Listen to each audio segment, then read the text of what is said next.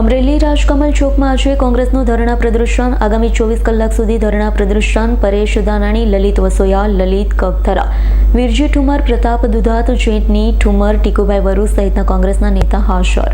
અમરેલી રાજકમલ ચોકમાં આજે કોંગ્રેસનું ધરણા પ્રદર્શન. આગામી 24 કલાક સુધી ધરણા પ્રદર્શન.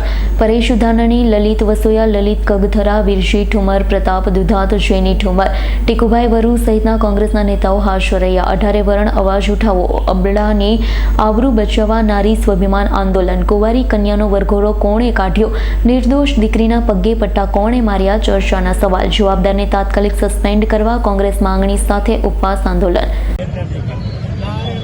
અમરેલીની દીકરી પાયલ ગોટી ઉપર બિન અધિકૃત રીતે એફઆઈઆર કરવામાં આવે, એમની રાત્રે 12 વાગે ધરપકડ કરવામાં આવે, એમનો વરઘોડો કાઢવામાં આવે, પોલીસ સ્ટેશનની અંદર જવાબદાર અધિકારીઓની હાજરીમાં એને પટ્ટાથી મારવામાં આવે. સીટની રચના થાય ત્યારે સીટના અધિકારીઓ એને રાત્રે એની ઘરેથી મેડિકલ ચેકઅપ કરવા માટે લઈ જાય. આ ક્યાંનો ન્યાય? આજે નારી સ્વાભિમાન આંદોલન સમિતિએ આજથી ગુજરાતની અંદર આંદોલનના શ્રી ગણેશ કર્યા છે, ત્યારે આખા સૌરાષ્ટ્રભરના 18 વર્ણના સૌ આગેવાનો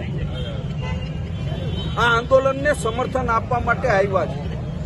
આ આંદોલન સમિતિ, આ મીડિયાની સામે કહું છું કે આંદોલન સમિતિ 1-2 દિવસની અંદર જલદ કાર્યક્રમો આખા સૌરાષ્ટ્ર અને ગુજરાતની અંદર થાય એના માટેનું આયોજન કરી રહી છે. અને આંદોલન કાર્યક્રમ થયા પછી ગુજરાતની અંદર એ રીતે આંદોલન થશે કે આ સરકારને ઘૂંટણીએ પાડી દેતા વાર નહીં લાગે.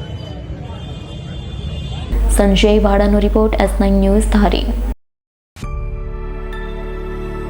અમારી તમામ માહિતીથી અપડેટ રહેવા માટે જોડાયેલા રહો S9 ન્યૂઝ સાથે.